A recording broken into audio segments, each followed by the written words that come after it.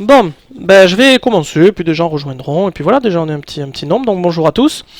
Alors, je ferme ici, hop là, pour aller directement sur la conférence. Donc, une conférence donc sur De Gaulle et la CIA. Alors, un mot sur moi, puisque moi j'ai pas d'études ou de diplôme ou de métier particulier vis-à-vis de ce que je fais, hein, c'est-à-dire partager ma curiosité. Ça fait des années que je fais ça, j'adore ça. Puisqu'on est sur ce Discord, je rajoute que j'ai milité 10 ans à l'UPR. Donc voilà, je suis patriote, et puis donc j'ai créé cette conférence sur De Gaulle et la CIA. Alors vous allez voir pourquoi. Au départ, ça part d'un compte rendu de lecture d'un livre. Donc voilà, je vais présenter en source principale un livre écrit par Vincent Nouzil qui s'appelle Les dossiers de la CIA sur la France. Donc le premier tome, 1958-1981, sous-titré dans le secret des présidents. Le deuxième tome, plus tard, 81-2010. Donc voilà, deux tomes parus respectivement en 2010 et 2012.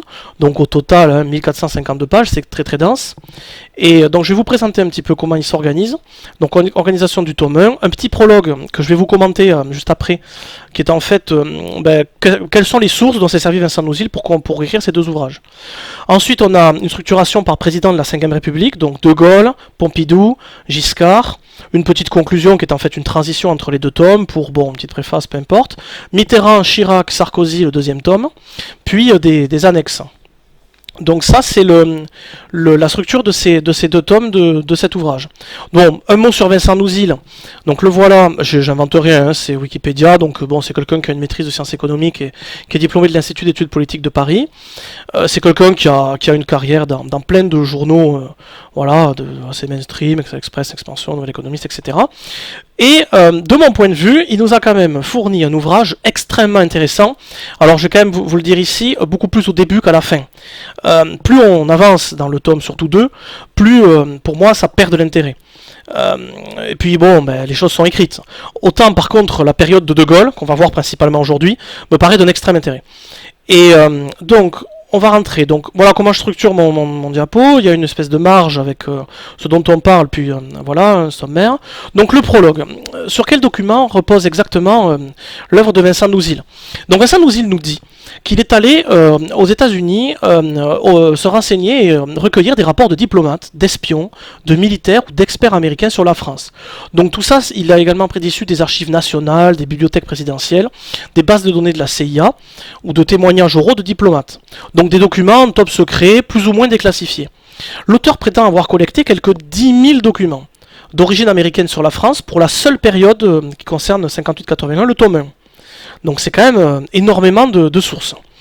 Il faut savoir, et l'auteur le précise bien, que ça a été déclassifié de manière sélective, avec une disponibilité assez inégale. De son propre aveu, parfois on lui a donné beaucoup de documents à sa grande surprise, parfois on lui a donné presque pas grand chose. Donc c'est un peu inégal selon où il est allé. Il a aussi consulté à Paris certaines des archives de la présidence de la République. Et donc la profondeur des documents. Alors voilà ce que je vous ai marqué, énormément de documents concernant des centaines de personnes. Les Américains sont friands des moindres détails, déjà dès l'époque des De Gaulle, et évidemment c'est pas à vous que je vais apprendre que ça n'a pas cessé. Ils espionnent de façon approfondie et effectuent une ingérence claire et directe. Alors on le verra dans le courant du livre, notamment ils vont soutenir des candidats aux élections présidentielles, etc. En bref, l'auteur nous propose rien de moins que l'histoire de la Ve République sous le regard des archives secrètes américaines. Moi, c'est ce qui m'a passionné quand j'ai découvert cet ouvrage, et c'est ce que j'espère vous transmettre ici, avec surtout la partie sur De Gaulle aujourd'hui, parce que c'est déjà tellement vaste que je ne vais pas pouvoir faire une conférence de 12 heures, ça devrait durer environ 1h15, donc on va se concentrer sur De Gaulle, et voilà comment s'organise cette partie sur De Gaulle, du 1er juin 58 au 28 avril 69, donc c'est le retour de Gaulle au pouvoir, présidence de la Ve République, donc ça dure environ 11 ans. Et donc, deux premiers chapitres qui sont structurés en parallèle avec la présidence de Dwight Eisenhower aux États-Unis. C'est un petit peu comme ça que Vincent Nouzil construit ces chapitres, c'est en regard de quel président est aux États-Unis. Donc le chapitre 3 de Gaulle-Kennedy, un chapitre 4 un peu particulier parce qu'il est transversal chronologiquement aux trois premiers, puisqu'il se concentre principalement sur l'affaire algérienne, ça fait qu'elle a été capitale, et sur les problématiques de sécurité intérieure française. Ensuite, 5 chapitres sur la présidence de Gaulle durant celle de Lyndon Johnson aux États-Unis, puis 2 petits chapitres sous Nixon et la fin de Gaulle. Donc, aujourd'hui, on va se concentrer sur les 3 premiers chapitres, et c'est ce que je vais essayer de vous restituer de la façon la plus, j'espère, mieux possible, en tout cas pas trop long, et à la fois essayer d'en extraire l'essentiel, parce que c'est vaste, je peux pas tout vous dire ici. On ne verra pas le chapitre 4, qui est un chapitre beaucoup trop dense, et avec beaucoup trop d'informations, et je vous ai préparé ici ce que j'appelle un petit bonus, c'est que quelques éléments du chapitre 5, parce que pour moi, ce chapitre contient des éléments d'analyse sur la personnalité de De Gaulle absolument dignes d'intérêt. Enfin, c'est pour moi assez génial, donc je vous ai rajouté ça en plus. Donc le début de la présidence de De Gaulle, sous Dwight Eisenhower, sous Kennedy, et puis un petit bonus avec le début sous Johnson, surtout pour l'analyse de De Gaulle. Voilà ce que nous allons voir ce soir ensemble. Donc, maintenant qu'on a bien compris là où on allait, partie 1, De Gaulle en avant. Je vais vous présenter Dwight Eisenhower, puisqu'on va parler de De Gaulle durant la présidence de Dwight Eisenhower aux États-Unis. Bon, Dwight Eisenhower, il est président aux États-Unis du 20 janvier 53 au 20 janvier 61. Pour rappel, Dwight Eisenhower a été commandant suprême des forces expéditionnaires alliées en Europe à partir de novembre 43, durant la Deuxième Guerre mondiale. Il a donc eu un rôle absolument majeur. C'est un des piliers de cette Deuxième Guerre mondiale côté américain. C'est lui qui planifie, à ce titre, voilà, et qui organise les opérations militaires dans le théâtre européen, dont le fameux débarquement de Normandie, qui quand même est une opération d'une complexité extraordinaire. Donc voilà, faut pas lui enlever ça. Il a écrit 2 livres, Croisade en Europe, et un livre un peu moins connu, celui que je fus, de Dwight Eisenhower, où il a glissé des infos, il s'est permis de donner des détails, je trouve assez croustillant dans ce 2e livre que j'ai lu, et un jour je pourrais en faire un compte rendu de lecture si vous voulez. De Gaulle et lui se connaissent donc bien, puisque en 1944, c'est lui qui a autorisé De Gaulle à entrer dans Paris avec des forces françaises. Malgré, il faut le savoir, je ne vais pas faire une conférence sur ça aujourd'hui, mais enfin c'est quand même quelque chose de pilier à comprendre, c'est que les États-Unis détestaient De Gaulle durant la Deuxième Guerre mondiale, et Roosevelt, le président américain, faisait tout pour que ce soit d'autres personnes que De Gaulle qui récupèrent le pouvoir en France sous couvert de vassalisation, évidemment. Donc Eisenhower a quand même autorisé De Gaulle à entrer dans Paris, lui permettant de légitimer son pouvoir sur la France. Faut quand même pas le négliger, mais quand même Eisenhower ne l'a pas fait que pour des considérations politiques. Il l'a fait pour des considérations militaires et humaines, puisque il a besoin, lui, d'une routier ferroviaire que constitue Paris pour quand même libérer la France. Au bout d'un moment, on ne peut pas faire l'impasse sur Paris. Les manœuvres politiques bizarroïdes tentées par divers milieux traînaient en longueur et n'avaient pas l'impression de succès. Donc bon, au bout d'un moment, la réalité militaire fait ce qu'elle fait.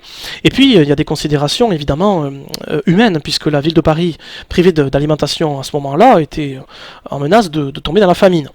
Donc bon, il voulait pas avoir sur les bras la capitale française qui meurt de faim. Donc bon, tout ça, ça a facilité les opérations. Je vous renvoie, pour ceux que cet épisode intéresse, aux mémoires de guerre de De Gaulle, des pages 568 à 573, où il parle De Gaulle directement de ce sujet et du rôle d'Eisenhower. Voilà, dans l'édition des 3 volumes en 1. Superbe les mémoires de De Gaulle, si vous connaissez pas au passage, c'est absolument clé pour comprendre un petit peu l'histoire du XXe siècle, en tout cas de notre pays. Bon, rentrons maintenant dans le vif du sujet. Chapitre 1er, un coup de main pour le retour du géant. Donc il faut savoir quand même que le 13 mai 1958, il y a la crise algérienne qui éclate et qui fait vaciller un petit peu la... Donc là on est en 1958, je le mettrai toujours la date en haut à droite pour qu'on se repère. Donc Charles de Gaulle est sur le point de revenir, voilà, en duel avec Dwight Eisenhower. Je me suis toujours amusé à faire ce duel où on voit les dates de présidence rappelées pour qu'on soit un peu moins perdu chronologiquement. Donc voilà, la crise algérienne, c'est le problème français numéro 1. Selon du moins les archives américaines, il y a une crainte de la part des services américains que la France ne faiblisse et que son autorité s'effrite et s'écroule liée à cette affaire. Et c'est quand même, pour les États-Unis, la France est un pilier de l'alliance anti-URSS. Donc c'est pas le moment de perdre un allié. D'autant, voilà, donc je vous cite ici Vincent Nouzil. Les Américains suivent cette situation explosive de très près. Pour eux, la France est un État stratégique, pilier continental de l'Alliance Atlantique face aux menaces soviétiques. Pas question que ce pays, largement sous leur tutelle, se transforme en maillon faible de l'Occident. Il ne doit pas basculer dans le chaos qui ferait le lit du communisme. Voilà, donc... Du coup, on continue. Voilà des années que les États-Unis s'activent en coulisses pour épauler les gouvernements pro-américains de la Ve République, des chrétiens démocrates aux socialistes, et pour subvenir aux dépenses militaires de la France, notamment en Indochine, où les GIs ont finalement pris le relais des troupes tricolores après les accords de Genève de juillet 54. Donc on voit déjà que les Américains chapeautent la France, s'occupent directement de ce qui s'y passe, ont peur du coup que cette crise leur fasse perdre leur allié, et donc il est hors de question de laisser tomber la France. Donc comment ça va s'articuler tout ça? Les USA considèrent l'indépendance de l'Algérie comme inévitable, et en plus de ça, ils la soutiennent directement. Plus longtemps la France s'y opposera, plus l'issue finale sera difficile pour ses intérêts en Afrique du Nord, et plus les menaces pour sa stabilité interne seront grandes. Donc voilà, ça c'est une déclaration de politique américaine sur la France, dans une note du 19 octobre 1957 du département d'État. Je vous citerai toujours les documents pour qu'on soit au plus près. Si l'affaire algérienne, et notamment l'influence de la CIA sur les mouvements indépendantistes algériens vous intéresse, je vous conseille de vous reporter au livre de Frédéric Charpier, La CIA en France, en particulier le chapitre 7 de la partie 2, donc des pages 204 à 215, où il fait un chapitre sur le sujet. C'est pas l'objet du jour, donc je passe assez rapidement là-dessus. Je vais quand même vous donner un autre détail, parce que c'est quand même intéressant. Il faut quand même dire que, évidemment, les Américains sont implantés sur place depuis leur débarquement de novembre 1942. Vous savez, en Afrique du Nord, l'opération Torche. Qu'ils regardent de près le désert algérien et ses ressources, pas les prendre pour des fous, notamment le pétrole possible à y trouver, évidemment, et que certaines sociétés américaines s'activent pour soutenir l'Algérie indépendante. Il n'y a pas que les services américains, il y a aussi certains consortiums, certaines grandes entreprises, notamment la Standard Oil et Coca-Cola. C'est des trucs intéressants, je vous envoie à votre curiosité si vous avez envie de creuser cette affaire, c'est pas notre sujet du jour. Donc, on continue. Dans cette crise à tous les niveaux, il faut savoir que la crise française, évidemment, elle est d'autorité, elle est sociale, à l'époque, la France va mal. La France manque également d'argent. Et donc, Jean Monnet, une photo choisie, Jean Monnet va demander de l'aide. Alors, évidemment, je parle à un public ici qui a quand même conscience de qui est Jean Monnet, j'espère, qui est évidemment un traître parmi d'autres. Donc Jean Monnet, père de l'Europe, en janvier 1958, Jean Monnet, l'un des pères de l'Europe et ami des Américains, vous voyez c'est dans le texte, est venu à Washington à la tête d'une délégation française pour négocier une nouvelle assistance financière d'urgence de 274 millions de dollars. La Maison-Blanche a donné son feu vert, la France est sous perfusion. La France, du point de vue des États-Unis, est donc un État vassal, en proie à une grave crise interne dont ils sont en partie responsables, puisque c'est eux qui soutiennent l'Algérie et que parallèlement c'est ça qui crée une partie de la crise. Donc ils ne veulent surtout pas que le pays s'effondre. Et c'est là que notre affaire va prendre un rôle avec De Gaulle, puisque lui il a bien conscience de la situation difficile de la France et de son statut de vassal des USA. Et donc il prépare son retour par différentes rencontres en coulisses, notamment auprès des Américains. Il a bien conscience que rien ne se passera sans eux. Et donc voilà en gros les messages qu'il fait passer aux Américains. Vous savez, c'est comique.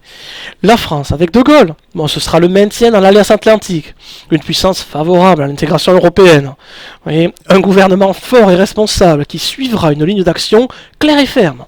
Une politique libérale sur le dossier algérien, avec une préférence pour une large autonomie accordée à l'Algérie, sans exclure toutefois l'indépendance. En bref, De Gaulle ne doit pas faire peur aux États-Unis, la France ne sera pas bouleversée. Donc ça, c'est ce que De Gaulle fait passer comme message aux États-Unis. Mais bon, les Américains ne sont pas totalement en dupes, et savent pourtant bien à quoi s'attendre avec De Gaulle. Document du département d'État émanant d'un certain Dean Brown, chargé des relations avec les parlementaires français. Écoutez ça. Tout le monde savait ce que De Gaulle ferait quand il serait au pouvoir. Il avait répété, livre après livre, que la France serait un pays indépendant, avec sa propre armée et son propre pouvoir. Donc chacun pouvait deviner qu'il n'y aurait jamais d'armée européenne, et que les officiers américains ne contrôleraient plus les officiers français, comme ça se passait avec la France au sein de l'OTAN. On devait s'attendre à cela, mais de notre côté, il fallait bien restaurer l'ordre. Vous voyez que c'est lié, et ça transparaît, je vous le dis ici en incident, ça transparaît vraiment dans ces documents rapportés par Vincent Nouzil. Systématiquement, leur influence et l'Union européenne sont corrélées dans les documents. Donc il n'y a aucun doute quand on regarde ça. Dean Brown va donc manœuvrer pour installer De Gaulle au pouvoir. La manœuvre de Dean Brown. En se recommandant de Robert Murphy, qui est sous-secrétaire d'État adjoint, bien connu dans les milieux politiques à Paris, Dean Brown fait pression sur les élus de la SFIO. Écoutez, je leur ai dit, j'ai un message pour vous de la part de Bob Murphy. Il veut s'assurer que le groupe socialiste se divise au moins en deux lors du vote pour De Gaulle. Ceux qui lui sont opposés de manière inflexible peuvent voter contre lui, mais tous les autres doivent réellement voter pour lui. Et c'est ce qu'ils firent. Donc on a là, directement, avec les archives, l'aveu que le vote qui va donner les pleins pouvoirs de Gaulle, vous savez, qui institue son retour, est clairement motivé par l'influence directe américaine sur les députés français qui leur obéissent. Donc bon, le 1er juin 1958, l'Assemblée vote la confiance au gouvernement du général. Il faut dire que Dean Brown avait pris, je cite, l'habitude de rencontrer informellement les leaders de la gauche socialiste, déjà, tels que Pierre Mendès France, Guy Mollet, François Mitterrand. Les USA prévoient d'ailleurs de suspendre les efforts d'intégration européenne durant la présidence de De Gaulle. C'est beau les passages, je vous les ai pas rapportés, je vous donne la page 30. Si vous avez cette édition, vous achetez ce livre, vous irez voir. On voit vraiment, ils sont là, bon, mais De Gaulle, on sait qu'il est contre ça, donc on va arrêter l'intégration européenne le temps qu'ils soient en place. Mais c'est l'aveu même que c'est eux qui pilotent cette intégration, censé s'opposer à eux par marketing. Bref, donc, à propos de l'Union européenne et de la crise que traverse alors le pays, voilà ce qu'en a dit le général dans ses mémoires d'espoir. Je sors de Vincent Nouzil rapidement pour vous citer les mémoires d'espoir de De Gaulle. Il est vrai que les assurances sociales, les allocations familiales remédiaient suffisamment au drame de la misère, de la maladie, du chômage, de la vieillesse, pour qu'il n'en sortit pas de révolte. Donc vous voyez que ça me fait en même temps, me permet de vous dire que à l'époque, en 58, c'est une espèce de côté, une France qui est un peu en déliquescence, parce qu'elle est sous tutelle depuis un moment, parce que tous les services publics vont mal, etc. Mais quand même en meilleur état qu'aujourd'hui. Ici, le désastre atteint des sommets aujourd'hui. Hein. Mais à l'époque, on a une espèce de situation qui ressemble un peu à nos jours, avec une dégradation qui avait duré une quinzaine d'années, là, bon. Et De Gaulle, en même temps, nous donne une sagesse simple. Tant que les gens ont les moyens de remédier aux principaux problèmes, ils ne se révoltent pas. Bon. Donc voilà. La crise est également sociale, ça me permet de vous dire ça à l'époque, elle n'est pas qu'autoritaire, elle n'est pas qu'algérienne, elle est sociale, elle est très importante donc. Et donc De Gaulle. Mais, quant aux problèmes de longue haleine, comme ceux du logement, des écoles, des hôpitaux, des communications, on laissait s'accumuler des retards qui compromettaient l'avenir. C'est pareil aujourd'hui. Faute du ressort grâce auquel nous nous tenions debout, c'est à satisfaire les autres qu'en somme s'employait le régime. Vous voyez comme c'est beau et comme ça ressemble à aujourd'hui. Bien entendu, il trouvait, pour couvrir cet effacement, les idéologies voulues, l'une au nom de l'unité de l'Europe, liquidant les avantages que nous avait valu la victoire. L'autre, sous prétexte de solidarité atlantique, soumettant la France à l'hégémonie des anglo-saxons. Vous voyez que c'est à l'époque aussi, au nom de l'unité de l'Europe, que les avantages sociaux que la victoire a donnés au peuple français étaient liquidés. Donc bref, il n'y a rien de nouveau, hein, c'est terrible. Hein. Donc ça me fait plaisir de vous citer De Gaulle là-dessus, mais quand même, j'ai envie d'être juste en vous citant autre chose très brièvement avant de revenir à Nouzil. À propos du retour de Gaulle, je vous suggère la lecture du chapitre 3, donc des pages 63 à 96, d'un chapitre intitulé De Gaulle reprend le pouvoir, du livre écrit par l'historien Henri Guillemin, Le général clair-obscur. Henri Guillemin, qui est un très grand historien français, qui a écrit des dizaines et des dizaines de livres, dont un sur De Gaulle, le général clair-obscur, et il revient sur cette affaire dans le chapitre 3, et on y découvre les manœuvres de Gaulle pour assurer son retour au pouvoir, manœuvres extrêmement habiles, dont il ne s'est pas vanté en totalité dans ses mémoires, et dont, d'après Guillemin, il ira même jusqu'à mentir sur quelques détails qui auraient été trop révélateurs, sinon, de ses manœuvres. Et je vous laisse découvrir ces détails, et je me contenterai de vous en livrer un court résumé par Guillemin, hyper bref. Écoutez ça. La stratégie gaulienne consista à duper en même temps la classe politique par l'effroi d'une violence qui n'entrait pas dans ses plans, mais dont le bluff lui suffisait, et les militaires en les laissant croire qu'il était leur homme, et qu'il allait les conduire en Algérie à la gloire, en France à un rôle dirigeant. Donc voilà en gros le moyen profond grâce auquel De Gaulle est revenu au pouvoir. Il a dupé la politique française en lui faisant peur d'un coup d'État, tout en manipulant les militaires pour que ils aient l'impression d'obtenir la gloire en Algérie, au pouvoir en Algérie, la gloire en France, pardon, et comme il savait que rien ne se passe sans les Américains, il est allé livrer aux Américains qui feraient leur politique, alors que c'est pas vrai. Voilà, en somme. Hein. Nouzil finalement complète assez bien Guillemin, car celui-ci n'avait pas du tout perçu, la faute d'archives disponibles, le rôle américain dans cette affaire. Et Guillemin n'en parle pas du tout. Je trouve que les deux livres, mis bout à bout, on voit un petit peu les dessous. Du retour de Gaulle au pouvoir. En attendant, De Gaulle revient au pouvoir. Et donc là, le chapitre 2, la France n'en fait qu'à sa tête, toujours sous Eisenhower, maintenant De Gaulle est bien installé. Et donc, Eisenhower envoie à Paris John Foster Dulles. John Foster Dulles, ou Dulles devrait-on dire en français, alors secrétaire d'État des États-Unis, rencontrait De Gaulle le 5 juillet 1958. Donc De Gaulle vient juste d'arriver, hein, c'est début juin, hop là, vite en juillet. Donc pour voir un petit peu comment ça se passait. Lui, donc John Foster Dulles, et son frère, Alan Dulles, ou Dulles, alors directeur de la CIA, sont connus pour être des piliers de l'influence américaine dans le monde, ainsi que pour leurs liens avec les milieux d'affaires, les pires milieux d'affaires. Alors, je vous renvoie à ma vidéo. Alors c'est que je ne l'ai pas dit en incident, j'ai une chaîne YouTube, la plupart des gens ici me connaissent le savent, qui s'appelle Justin Curieux. Bref, je fais des vidéos dessus. L'une de ces vidéos s'appelle L'influence américaine en Allemagne, qui parle en fait de l'influence américaine en Allemagne avant la Deuxième Guerre mondiale. pour plus d'informations sur les frères Dul, puisque j'en ai parlé dans cette vidéo, puisque déjà à l'époque ils traînent avec les pires milieux d'affaires en Suisse, où il y a des sociétés qui soutiennent les nazis, des fonds financiers américains qui transitent là-dessus. Donc je me suis permis d'en parler dans cette vidéo, donc je vous la cite comme ça. Et puis j'ai connaissance de ce livre que je n'ai pas lu, qui est en anglo-saxon, je crois pas qu'il était traduit, qui s'appelle The Brother, et qui a l'air de faire un petit peu le tour de leurs activités à tous les deux. Ça me semble, pour comprendre le XXe siècle, absolument indispensable de comprendre un petit peu le rôle de ces deux hommes, qui, on le voit, chapeautent la politique extérieure des États-Unis sous Eisenhower, un officiel, c'est-à-dire secrétaire d'État, l'autre officiel, c'est-à-dire à la CIA. Donc ça me paraît primordial pour comprendre le début de la guerre froide, tout du moins, et le rôle notamment des États-Unis en lien avec l'Allemagne nazie en amont. Ça, c'est très personnel. Donc voilà, on revient à Vincent de nos îles. Voilà la description que les services américains ont fait à John Foster Dulles de De Gaulle, afin qu'il se prépare à le rencontrer. Alors, j'adore, moi, ces genres de descriptions. On voit les services américains parler de De Gaulle. Bien que Foster Dulles soit un diplomate chevronné et parle très bien le français, il est impressionné par le général, qu'on lui a décrit comme un autocrate qui ne peut être influencé, habité d'une croyance mystique dans la mission spéciale de la France, ainsi que dans sa grandeur et son prestige. Donc voilà comment les Américains jugent même De Gaulle. La rencontre. Dulles arrive dans le bureau du général qui l'accueille en lui lançant « Alors, monsieur le secrétaire d'État, qu'est-ce que vous avez à dire ?» Et là, si vous voulez, une analyse très positionnelle entre deux hommes.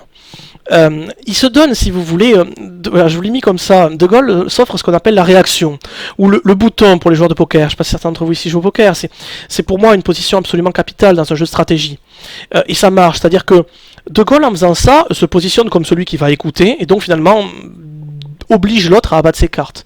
Et il va tellement bien le faire que durant toute la rencontre, il va laisser Mordicus parler Dulles d'un bout à l'autre, sans rien faire qui pourrait donner à l'autre la moindre once d'interruption pour dire oui, vous voulez dire quelque chose. Et donc finalement, il se met complètement à nu, il explique tout, et ça permet à De Gaulle d'être en réaction parfaite sur chaque point. Il voit un peu l'autre en veut en venir. Voilà, pris de court.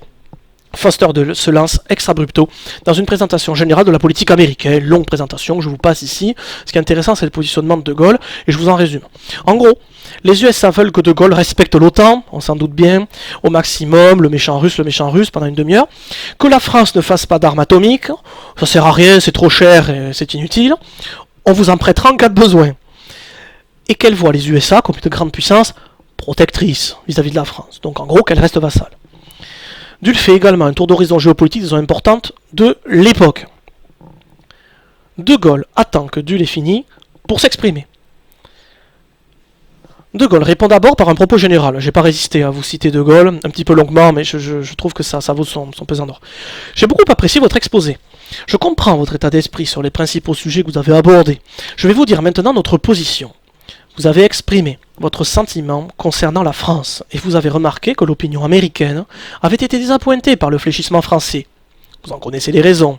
La France a subi, en 150 ans, 6 invasions et a connu 13 régimes. En plus, elle n'a pas de pétrole et elle n'a pas de charbon. Peut-être que si tout cela arrivait aux États-Unis, cela provoquerait chez vous d'ennuyeuses conséquences. Cependant, la France est là. Elle reprend ses moyens, elle est un élément considérable du monde, et la preuve, c'est que vous êtes là, et moi aussi. De Gaulle, à propos du rôle international de la France et de l'OTAN. Mais comment la France peut-elle avoir sa place dans la situation mondiale? Car si la France cesse d'être mondiale, elle cesse d'être la France. Donc De Gaulle pose une question clé qui va ouvrir évidemment quelque chose. Écoutez ça. Si la France ne participe pas à la direction de la défense du monde libre dans ses instances les plus élevées, alors elle ne s'y intéressera pas beaucoup. Or, ceci n'a pas été pris en considération jusqu'à maintenant.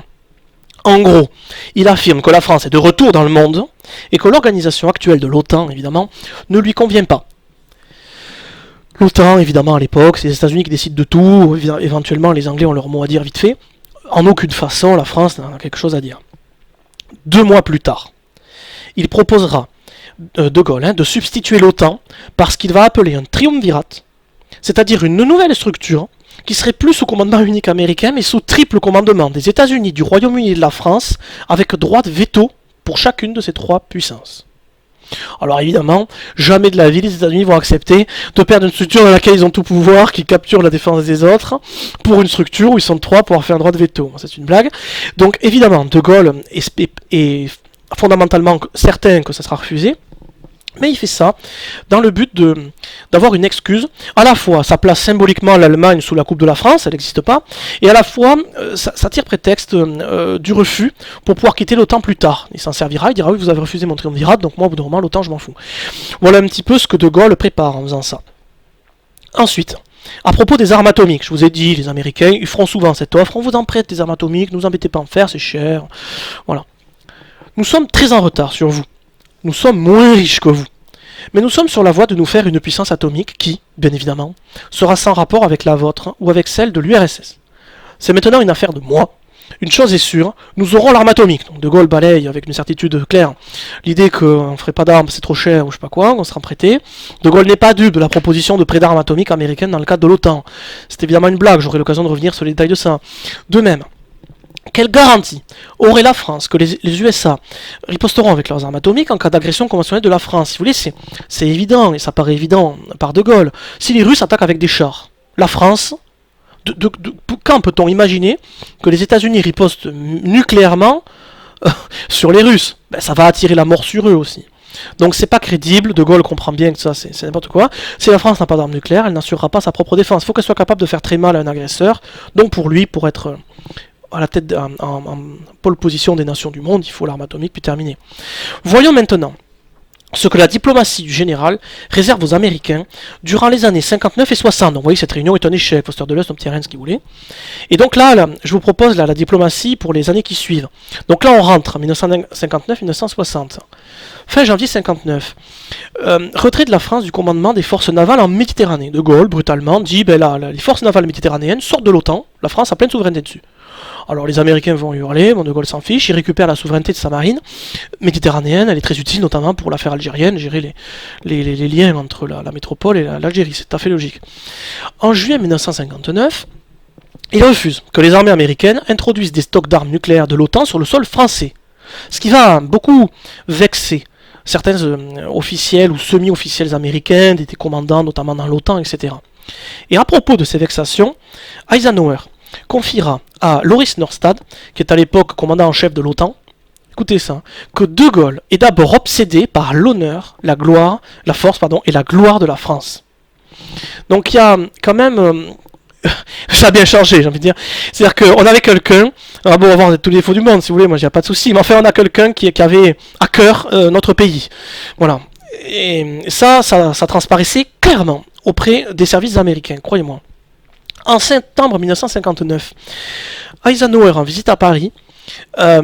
Donc en gros voilà, Eisenhower vient à Paris. Le résumé de la rencontre, c'est que pas d'aide pour la bombe atomique française. En gros, Eisenhower dit à De Gaulle, on vous aidera pas pour faire la bombe atomique. De Gaulle répond très froidement, mais on vous a pas demandé d'aide. Il n'y aura pas non plus de livraison de matériel, puisque les Américains invoquent une loi qui s'appelle la loi McMahon, qui leur interdit en gros de délivrer des secrets militaires en dehors du territoire américain. Il y a, les États-Unis feront une clause d'exception pour la Grande-Bretagne, puisqu'ils aideront la Grande-Bretagne à avoir l'arme atomique, ils feront une clause d'exception pour cette loi. Et puis, je vous le cite à titre d'existence, en 1957, donc un petit peu avant notre histoire, alors au moment où la France était très très vassale, il n'y avait pas encore De Gaulle, il y a des scientifiques français qui ont été invités par les États-Unis dans une base secrète de conception d'armes atomiques. C'est la mission Aurore, une mission secrète où, de l'aveu même des ingénieurs sur place, les Américains leur ont ouvert leur installation, ils leur ont expliqué un petit peu tout ce qu'ils savent. Donc, visiblement, les Américains ont quand même donné un gros coup de pouce aux scientifiques français pour créer la bombe atomique avant le retour de Gaulle. Donc voilà. 13 février 60, le premier essai atomique français. Donc ça y est, c'est en route. Et en avril 1960, De Gaulle est en visite aux USA. Il va rencontrer donc Dwight Eisenhower. Et à propos de cette rencontre, je ne vais pas vous la détailler intégralement, je vais vous donner, donc en avril 60, voilà, un détail particulier. Les archives révèlent que les deux présidents ont longuement parlé des essais nucléaires français à l'initiative de l'Américain. Et voyez ce que Eisenhower se permet de dire à De Gaulle. Les preuves se font de plus en plus concluantes que des expériences vieilles de 8 ou 9 ans donnent encore certaines retombées. Pour ma part, je n'ai rien à dire contre votre décision de faire des expériences. Mais, étant donné l'incertitude qui régnera encore pendant 3 ou 4 générations sur les effets physiologiques des expériences déjà faites, je me permets une suggestion. La France pourrait-elle faire ses prochaines expériences sous terre? Alors, les archives nous révèlent que De Gaulle répond qu'en principe oui. Il explique que la France est déjà en recherche de cavernes profondes. Apparemment, en Corse du Nord, il y a beaucoup de cavernes très profondes qui ont été étudiées par les ingénieurs français pour pouvoir faire des essais atomiques souterrains.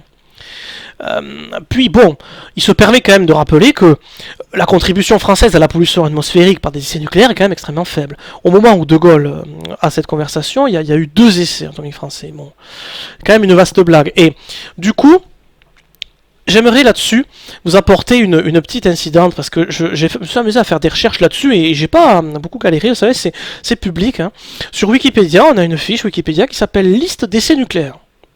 Et donc, à propos de pollution atmosphérique, on va aller voir en détail un petit peu qui se permet de donner des conseils à qui. En avril 1960, les USA ont déjà pratiqué 196, ce qu'ils appellent des expériences, qui sont en fait des essais atomiques, dont 162 sous la seule présidence d'Eisenhower. On a quelqu'un donc qui ne fait pas économie des bombes. Truman avant lui en avait testé 34. Donc, sur ces 196, 164 essais ont lieu à l'air libre, dont 20 avec des bombages infiniment plus puissantes, infiniment plus polluantes.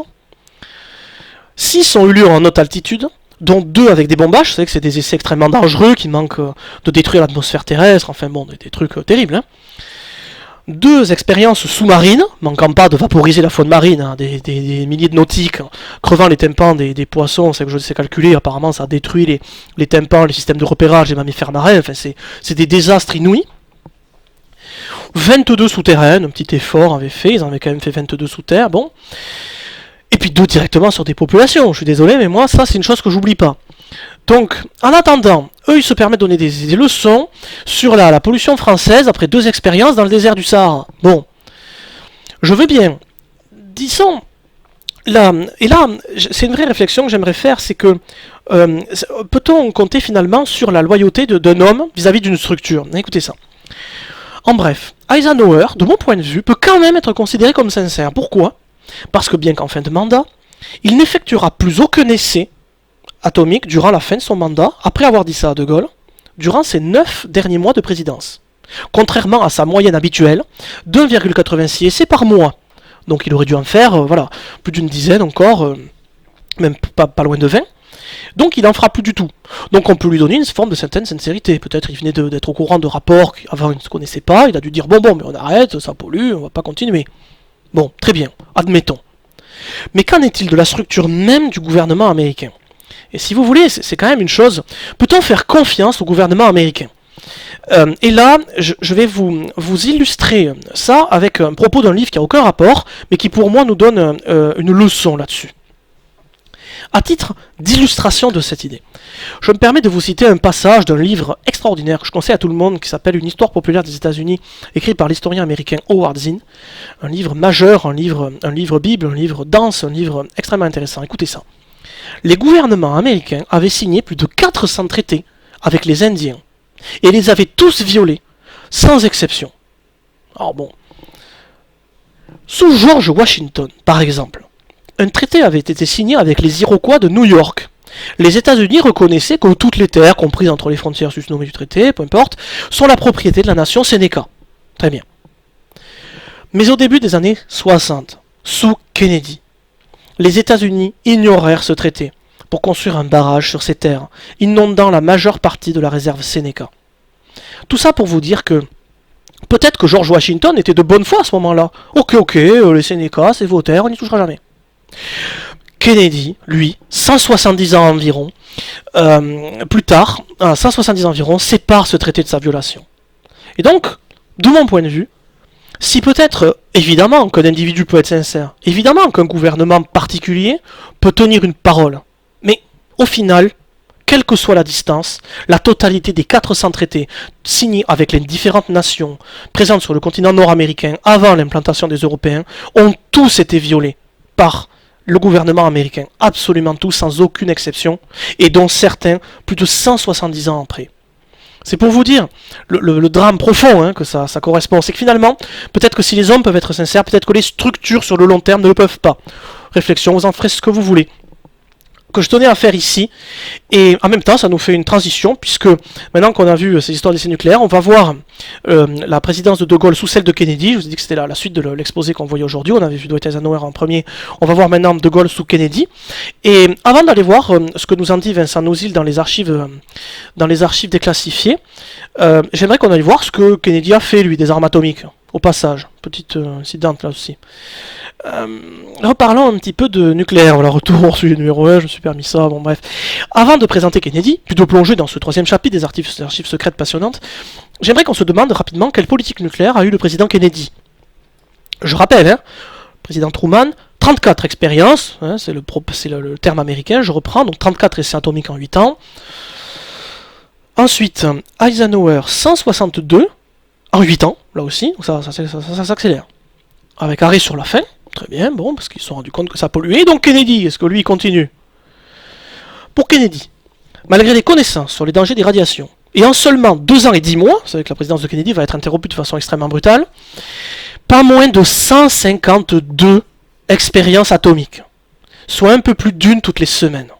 Je sais pas si vous imaginez un peu un truc pareil. Bon, il faut quand même reconnaître l'effort fait pour les rendre souterraines, puisque sur ces 152, seulement 42 vont être faits à l'air libre. Mais enfin, c'est quand même colossal, sachant les dégâts que ça fait. Vous venez d'avoir des rapports et tout ça, bon, c'est pas grave, toutes les semaines on tire. 18 avec des bombages. Et encore un sous-marin. Terminer la faune marine, ça leur plaît pas mal. Donc, l'une de ces explosions, notamment, hein, Starfish Prime, elle est restée célèbre, peut-être certains d'entre vous ont vu des vidéos aujourd'hui, ça a été traité par des youtubeurs scientifiques, est restée célèbre hein, pour avoir manqué de peu de vaporiser l'atmosphère terrestre, hein, c'est-à-dire engageant rien de moins que la viabilité générale de la planète, manquant de tous nous tuer. Donc ils continuent à faire des tests en haute atmosphère, pas de problème, alors même qu'ils connaissent le problème. Donc voilà ce que je voulais dire sur John Kennedy, qui malgré la connaissance récente des dangers profonds de cette arme pour les générations à venir, et continue à faire des tests massifs. Donc en attendant, et même accélère, la présidence de Kennedy, du 20 janvier 61 au 22 novembre 63. Donc je vous présente Kennedy très vite fait. C'est le plus jeune président américain au moment où il est élu, à 43 ans. Alors, il ne faut pas enlever à Kennedy que c'est quelqu'un qui a un acte de bravoure dans sa carrière. Lors du naufrage de son navire dans le Pacifique le 2 août 43, qui était marin sur un navire, il a porté secours à des marins, il y aura des témoignages, au péril de sa vie, avec du pétrole en feu pas loin. Bon, il a sauvé des mecs dans des conditions extrêmement dangereuses, donc on ne peut pas lui enlever qu'il a fait preuve d'un courage, au moins dans une circonstance exceptionnelle. En attendant, c'est quelqu'un qui a d'importantes douleurs et problèmes de dos depuis qu'il est enfant, depuis qu'il est en tout cas au moins jeune adulte, enfin je sais pas. Et alors, désolé pour cette description qui va dans un détail trivial, mais enfin, c'est pas moi qui l'invente, c'est Wikipédia, et je vais vous le dire pour vous dire une petite chose. Pour soulager ses douleurs, il reçoit régulièrement des injections de cortisone, de novocaïne et de stéroïdes. Il prend des amphétamines. Ce cocktail médicamenteux lui permettant de déployer une énergie hors du commun, et désolé pour ces détails triviaux, et d'assouvir une libido hyperactive. Au-delà de ce détail dont on se fout, si je vous dis ça, c'est parce que je trouve que l'histoire ne regarde pas suffisamment, pour moi, le comportement des individus et des peuples en lien avec la médication, la drogue, ou les composés chimiques internes au corps. Des découvertes scientifiques récentes montrent que nos hormones, nos microbes, nos composés chimiques internes, et ce qu'on absorbe comme médicaments ou comme drogue, ont des impacts directs sur nos caractères, nos comportements. On voit des gens qui ont, sous médication, sont d'un seul coup d'un caractère acariâtre, alors qu'ils étaient hyper sympas, enfin bref, ça modifie notre être profondément. Et je trouve que, voilà, il n'y a pas assez de recherche là-dessus, c'est quelque chose qui n'est pas assez fait, et c'est quelque chose, je me permets de vous le dire au passage, que je traite en partie dans des vidéos sur ma chaîne. J'essaie de voir un peu l'histoire, notamment du XXe siècle et de la Deuxième Guerre mondiale, au regard de la médication et de la drogue. Une approche que j'ai jamais trouvée par ailleurs, donc c'est pour ça que je la fais. Donc voilà, bref, tout ça pour vous dire que c'est intéressant de se poser ces questions et de savoir, je trouve que c'est très intéressant de savoir que Kennedy était sous un cocktail médicamenteux tout à fait puissant. Des amphétamines, enfin c'est pas rien quoi. Hein. Bon, Kennedy est quand même un vainqueur, donc plus jeune, je vous l'ai dit, il est vainqueur de justesse contre Nixon. Il faut savoir que Nixon était vice-président d'Eisenhower, donc c'est un peu le successeur d'Eisenhower. Dans une campagne où l'image et les débats ont eu une grande importance, et c'est un peu une nouveauté aux États-Unis que l'image ait autant une grande importance. Et donc il y a un petit côté, vous voyez, c'est le marketing qui triomphe sur le fond. Cette campagne un peu aux États-Unis, c'est un peu un élément d'inversion où on voit clairement que si Eisenhower a réussi à être président des États-Unis, c'est parce qu'il a un parcours extraordinaire, une carrière dans la Deuxième Guerre mondiale qui est impressionnante et incroyable. Donc c'est clairement une victoire sur le fond des individus, sur la structuration. Or là, Kennedy, bon, quel fond il y a voilà, vous voyez, c'est un jeune produit marketing. Je suis un peu dur, mais ben, c'est quand même un peu ça. Donc, en plus de ça, victoire de justesse, victoire sous... Là aussi, il y a eu beaucoup de débats. Est-ce que les milieux de la mafia Chicago ont pas réussi à truquer un peu les élections dans un état clé? Ça s'est fait de justesse à quelques voix. Tout ça n'est pas très... Voilà, on sait pas trop, mais il y a plein de rumeurs qui encadrent la victoire de Kennedy. En attendant, De Gaulle se retrouve donc président français, Kennedy est élu donc président aux États-Unis. Et donc le chapitre qui parle de cette affaire s'appelle les coulisses d'un sommet froid, et vous allez voir. Une fois élu, Kennedy se prépare activement à rencontrer De Gaulle. Les diplomates et experts du Conseil national de sécurité lui ont rédigé une note. L'avantage de discuter avec un grand homme, c'est que ses idées sont claires comme du cristal et qu'il s'y tient. Passage, hein, on se rappellera tous de l'absurdité de la pensée trop complexe de les borgneurs en place. Donc en attendant, vous voyez que pour être un grand homme, c'est pas la complexité qui fait le grand homme. Vous savez, c'est Rousseau qui disait toujours derrière... chaque fois qu'on nous dit que quelque chose est compliqué, c'est que ça cache une arnaque simple. J'aime beaucoup cette maxime et au final on voit que les grands hommes ils sont clairs, ils sont simples. Ils ont rien à cacher. Plus la CIA va espionner copieusement, alors voilà, plus la CIA va espionner copieusement De Gaulle. Donc là, c'est l'espionnage de la CIA sur De Gaulle. Parmi l'entourage de Gaulle, personne n'essaie de s'arroger un peu du pouvoir du président. Nul n'a pareille vanité, a ainsi écrit un des agents de la CIA le 14 avril 61. Aucun d'entre eux n'est réellement capable de décider une politique, même Debré. La seule exception est De Courcelles, secrétaire général de la présidence à l'époque, qui est proche de Gaulle depuis la Seconde Guerre mondiale. Donc déjà, on a la personnalité de De Gaulle qui est analysée, et vous allez voir que c'est encore plus croustillant après. La CIA publie des rapports sur sa santé, qu'il juge excellente, son rythme de travail, où je vous épargne les citations directes, enfin voilà, en gros, ils disent qu'il travaille beaucoup, qu'il est en pleine forme, qu'il a une vie sociale épurée, qu'il lit beaucoup. Puis vient ceci. Aucune idée d'une seule personne n'influence De Gaulle complètement. Il est impénétrable, inaccessible aux idées des autres, parce que ses impressions sont déjà forgées et qu'il sait où il veut aller.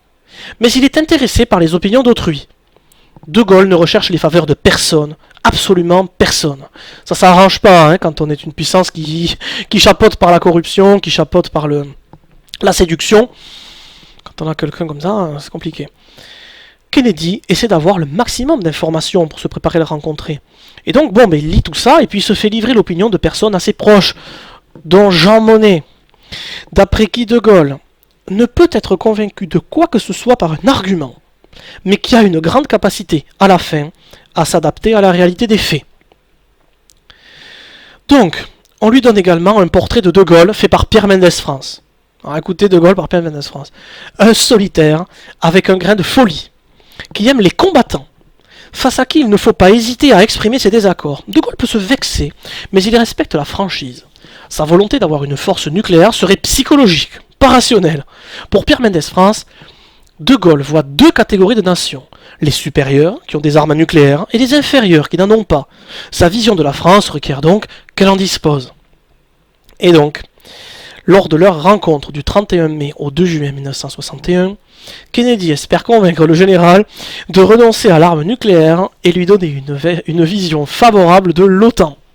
Et donc on a vraiment Kennedy, ça transparaît, qui se prépare à fond, vous savez, qui a l'air vraiment très très stressé de rencontrer De Gaulle, qui est un géant, un monument de l'histoire, là où lui finalement sort d'une élection plutôt jeune, en mode marketing, issu un peu de l'as de justesse. On a l'impression d'un Kennedy un peu dépassé par ce qu'il va vivre, et jusque dans l'avion, on lui donne des documents, on lui fait lire des extraits choisis, des mémoires de guerre de Gaulle, je vous jure, on lui montre des extraits du philosophe Bergson, parce qu'apparemment De Gaulle aime beaucoup Bergson, donc Kennedy est noyé sous une masse de documents, comme ça il arrive très stressé. Et il faut bien avoir à l'esprit voilà, que Kennedy reste un novice au-dessus de De Gaulle, qui a 71 ans avec une carrière cataclysmique, là où l'autre vient d'être élu à 44 ans sans avoir rien fait d'extraordinaire dans sa vie. Donc Kennedy arrive en France. Alors, je ne l'ai pas fait ici pour des raisons de durée, un peu techniques, mais il faut savoir que sur ma chaîne, j'ai déjà traité cette partie en vidéo qui existe, où je vous ai rajouté ici, hein, pour vous spécialement des petites choses que j'avais pas mis sur ma vidéo, mais j'en ai enlevé une que je vais vous dire. Je vous mets là la vignette de ma vidéo sur ma chaîne, parce que j'ai analysé le paraverbal et le non-verbal d'après les images d'archives que nous possédons des rencontres Kennedy-De Gaulle. Puisqu'on y voit un Kennedy qui a pour moi un paraverbal et un non-verbal extrêmement signifiant. On regarde ce que je viens de vous dire. Quelqu'un très stressé, qui est pas à l'aise, qui se demande ce qu'il fait là. Et c'est assez impressionnant. Dans le paraverbal, je vous dis, tout ce qui est les tons de sa voix, l'intonation, le rythme, et tout ce qui est non-verbal, sa gestuelle, son comportement. C'est des sciences intéressantes aujourd'hui, hein, qui sont développées, qui permettent de voir un petit peu comment un individu se sent. Et on a évidemment le paraverbal, le non-verbal de De Gaulle analysé en parallèle. Bon, il y a une différence profonde, gigantissime. Bon, donc si ça vous intéresse, allez voir ma vidéo là-dessus. Résumé des rencontres. Alors en gros, vis-à-vis de Berlin, Kennedy est en plein doute. Il se demande ce qu'il doit faire vis-à-vis de l'URSS. Il est même en demande de conseil. Là où De Gaulle est très sûr de lui.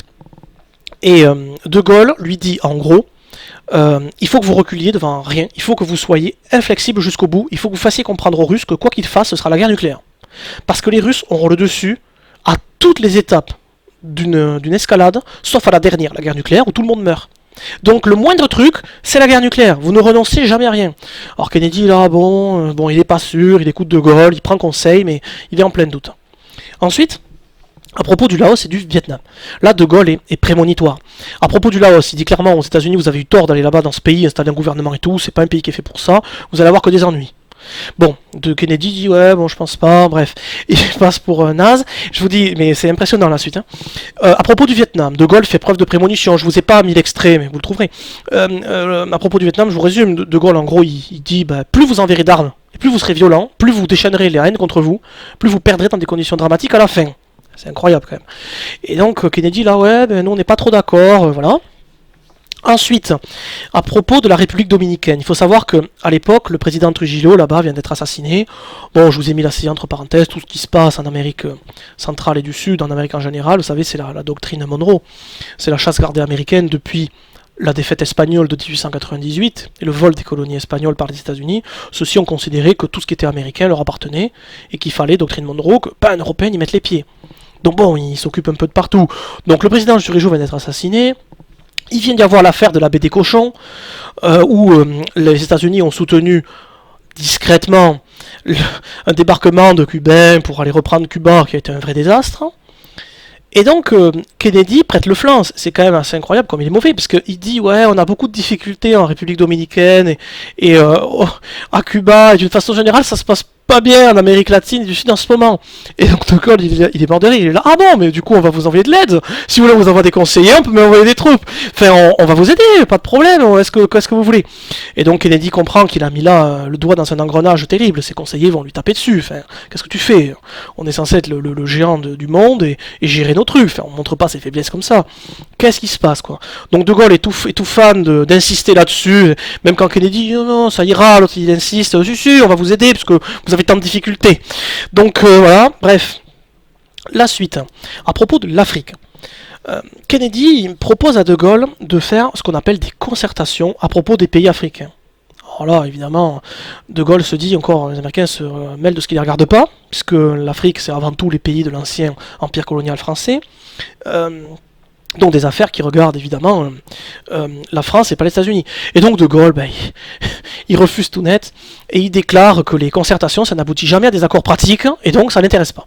Et il rappelle le refus américain du triumvirat à l'époque, et donc il dit donc je veux pas en entendre parler. C'est dramatique parce que d'après les archives, c'était le gros point sur lequel Kennedy pensait gagner sur De Gaulle. Il avait dit à tout le monde là-dessus, et donc on le voit réinsister à de nombreuses reprises, revenir là-dessus, et De Gaulle on le écoute patiemment, sans rien dire. Et à la fin de l'insistance de Kennedy, il dit j'ai entendu ce que vous aviez à dire, et il change de sujet. Enfin c'est triste, hein. À propos de l'OTAN et des armes atomiques, voilà ce qu'en a dit De Gaulle. Qu'arriverait-il si l'URSS attaquait avec des armes conventionnelles Je doute fort dans ce cas que les États-Unis riposteraient par des moyens nucléaires, puisque, tout en donnant la mort à l'adversaire, ils la tireraient également sur eux, ce que je vous ai déjà dit tout à l'heure. C'est grotesque de penser que les États-Unis nous défendraient. Ce serait en effet contradictoire avec la nature humaine. Il n'y a donc, et c'est bien naturel, aucune certitude que les États-Unis emploieraient les premiers l'arme atomique pour défendre l'Europe. Du coup, pour le général, ne pas avoir de défense propre, avec des alliés bien sûr, devient intolérable. Donc Kennedy, on peut clairement dire qu'il échoue sur toute la ligne. Le système atlantique d'une défense OTAN intégrée sous commandement américain, sans commandement national français, ne pourra pas tenir et ne tient déjà plus. Voilà ce que De Gaulle se permet de lui dire.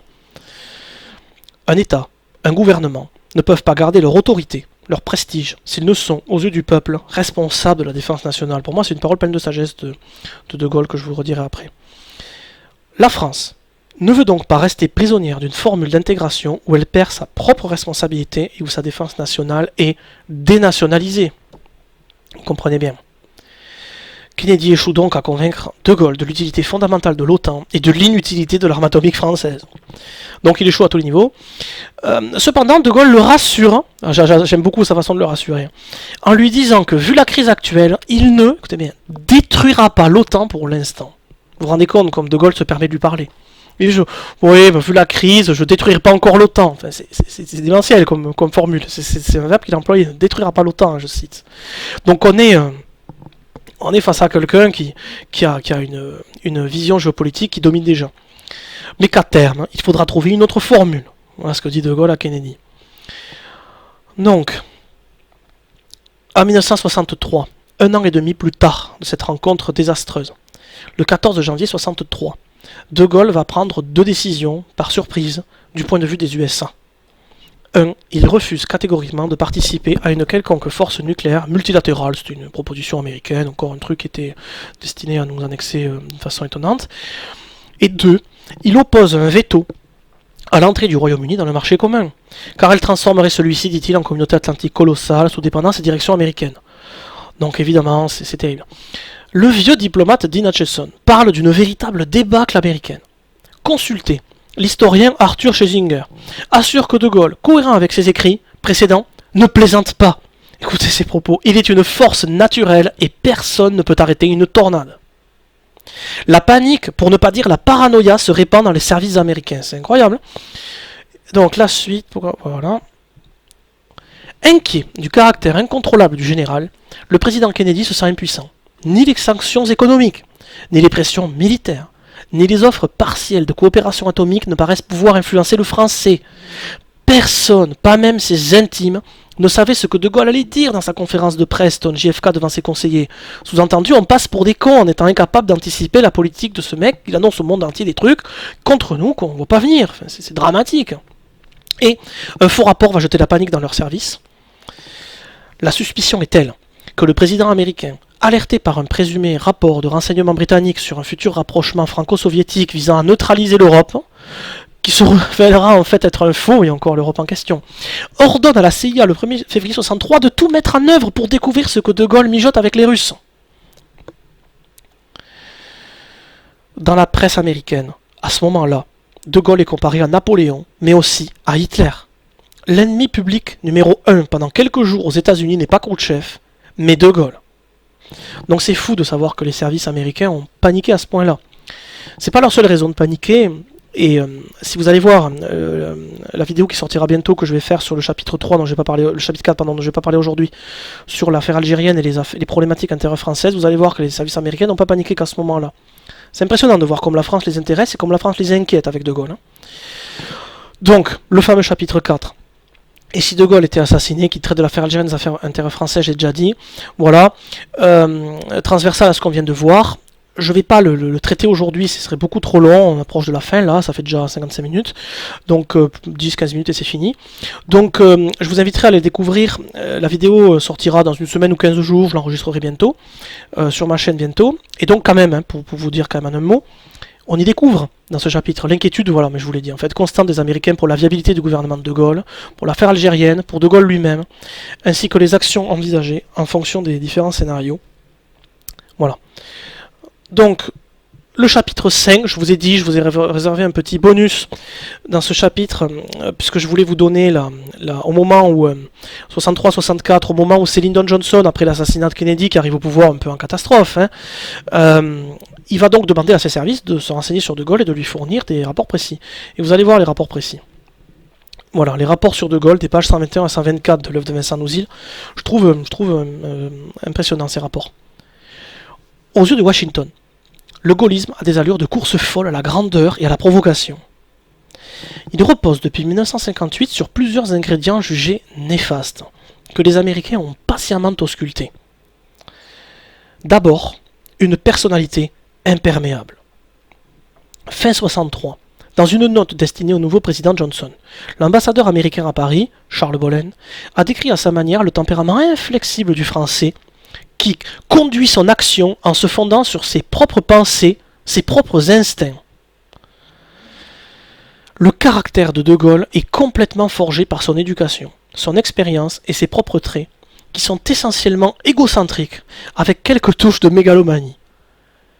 Autant que je puisse en juger à travers mes discussions et lectures, ses opinions fondamentales n'ont jamais varié après une quelconque conversation ou sous l'influence d'une concession ou d'un geste fait par d'autres pays.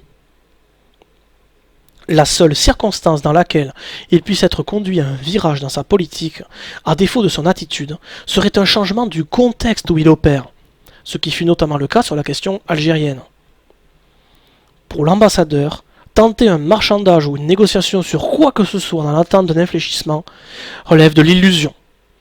C'est incroyable comme ils vont analyser finalement, et à la fois, si vous voulez, pour moi, ça nous donne une clé de lecture sur l'attitude qu'il faut avoir. Vous voyez, on espère bien qu'un jour, notre pays sera de nouveau gouverné par des personnes patriotes, dans un sens d'intéressement au bien commun du peuple français, et puis de son oral international.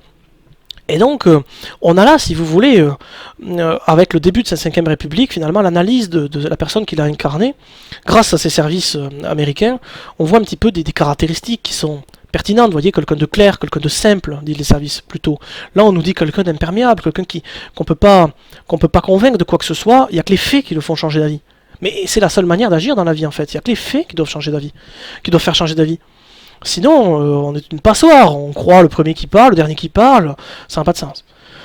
Donc voilà un petit peu. De son côté, la CIA a tenté, fin 1962, d'analyser les moyens d'influencer De Gaulle. Dans un rapport circonstancié, le portrait n'est guère plus encourageant.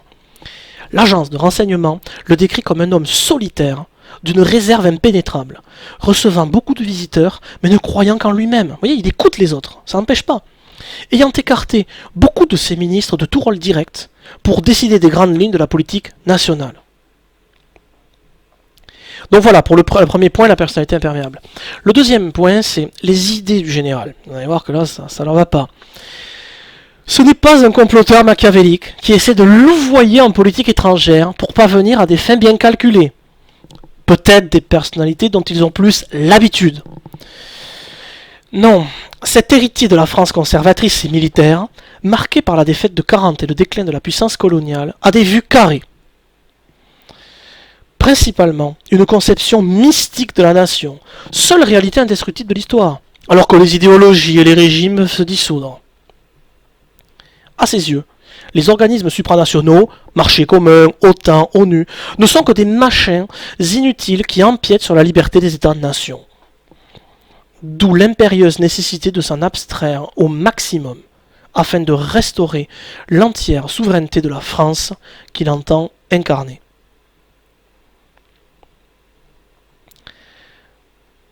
Aucune des actions importantes qu'il a menées sur la scène diplomatique ne l'a été après consultation ni même discussion avec aucun de ses alliés. Il agit sans informer les ministres concernés et sans jamais s'accorder avec les pays voisins. Le général est bien obsédé par l'indépendance nationale et imprévisible sur la scène internationale. Il croit qu'une association trop étroite avec les USA transformerait la France en pays satellite. C'est ce qu'elle était avant qu'il arrive, et c'est malheureusement ce qu'elle va devenir une fois qu'il est parti. Et il en a parfaitement conscience. Et donc voilà les idées qu'il trouve insupportables. C'est intéressant de savoir qu'est-ce qu'il trouve insupportable comme idée. Il trouve insupportable l'idée qu'on soit acquis à l'indépendance nationale d'une autre nation que la leur, parce que eux, vous remarquerez, sont très obsédés par leur propre indépendance nationale, vous voyez. Et qu'on soit imprévisible dans la scène internationale, dit autrement qu'on soit inespionnable à ce niveau-là. C'est quand même intéressant de comprendre un petit peu ça. Et enfin, un excès de pouvoir personnel. Alors ça, vraiment, c'est quelqu'un finalement sur qui on n'a pas de contre-pouvoir. Ça en est comique. Contre-pouvoir qui affaiblirait l'ensemble de la classe politique. Cette domination, confortée par les pouvoirs constitutionnels du président sous la Ve République, est jugée dangereuse outre-Atlantique, car elle risque de mener par réaction à l'arrivée des communistes au pouvoir. Ils imaginent une espèce de jeu comme ça où les communistes arriveraient au pouvoir, et ils sont désastrés de voir que le reste de la classe politique est très affaibli par rapport à lui. Oui, parce que le reste de la classe politique, la plupart, est avec eux, quoi. Au moins en partie pour leur carrière. Dans un rapport, le sous-secrétaire d'État, Georges Boll, s'inquiète de l'évolution monarchique et nationaliste, du pouvoir gaulliste. Donc bref, pour finir, parce qu'on va conclure, j'aimerais, pour finir cet exposé, vous révéler ce bref rapport et en tirer une analyse potentiellement prédictive. Vous me direz ce que vous en pensez. J'aime bien l'histoire parce que c'est pour moi un outil de révélation du présent et de prédiction pour l'avenir. Quand on voit une structure qui perdure depuis suffisamment de temps, qu'elle est toujours là et qu'elle a toujours agi pareil, on peut se dire qu'elle agira pareil après. Exemple simple comme ça, mais pour moi l'histoire permet d'anticiper l'avenir. L'avenir est toujours incertain, mais enfin, ça permet d'y voir plus clair, quoi. Et donc, pour le diplomate, cette dérive restaurer le cycle désastreux de l'instabilité française, fruit d'une histoire récente marquée par une révolution inachevée. Il y voyait une véritable bombe à retardement. Écoutez ça.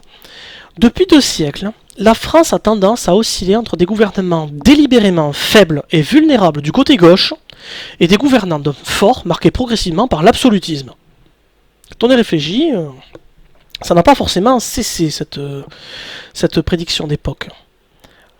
Le pendule a balancé avec une régularité monotone d'un directoire impuissant à Napoléon Ier, de Louis-Philippe au Second Empire et à la Commune, de Léon Blum et du Front Populaire au maréchal Pétain.